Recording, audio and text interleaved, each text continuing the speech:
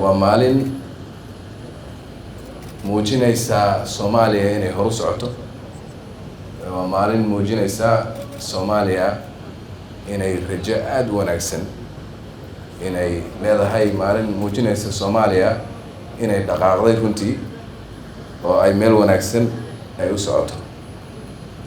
waxaan ka soo dhaqaaqnay from G to A. waxaan sameynaynaa inaan dhahno European style baan joognaa iyo halkaasaan maraynaa. waxaan filayaa si aad u xoog badan inaan usoo dhaqaaqnay runtii. dadaal aad u fara badan ayaa muuqda. waxaan rabaa inaan halkan uga mahad celiyo runtii shaqaalaha hay-adda iyo madaxdooda, iyo in alla intii ka qayb qaadatay in sidan loo boodo jumpinka inta leeg la sameeyo, laga soo boodo from 0 to A. runtii waxa waaye waa shaqo aad iyo aad u wanaagsan. waxaan leeyahay waa mahadsantihiin, shaqo waxaa qabateen aan caadi ahayn. waxaa kale oo runtii wax aad u wanaagsan ah in productionka intaa leeg ama achievementigaas intaa leeg in ay qabteen dad Soomaaliyeed, gacan Soomaaliyeed iyo gacmo Soomaaliyeed iyo caqli Soomaaliyeed iyo farsamo Soomaaliyeed lagu qabto. dhadhan gaar ay noo sii leedahay runtii oo aad iyo aad u macaan.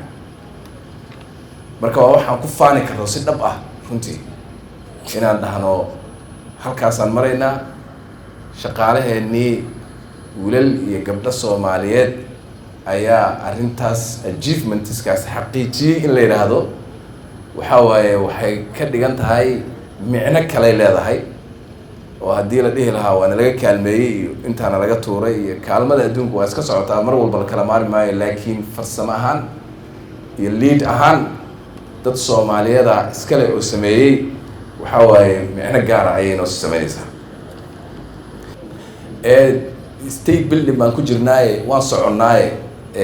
waxaan rajaynaynaa hay-adaha kalena sidan xawliga ah inay ku dhaqaaqaan, oon maalinba aan aragno mid aan xarigga ka soo jarno. sidan oo kale adduunkii la soo gaartay oo meel soo gaartay.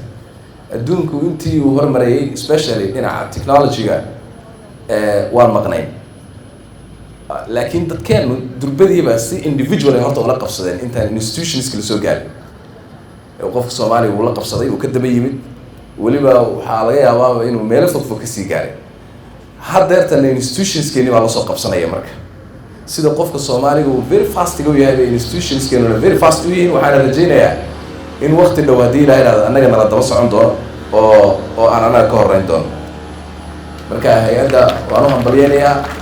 waxaana leeyahay in laydinku daydaad mudan tihiin, waadna mahadsan tihiin.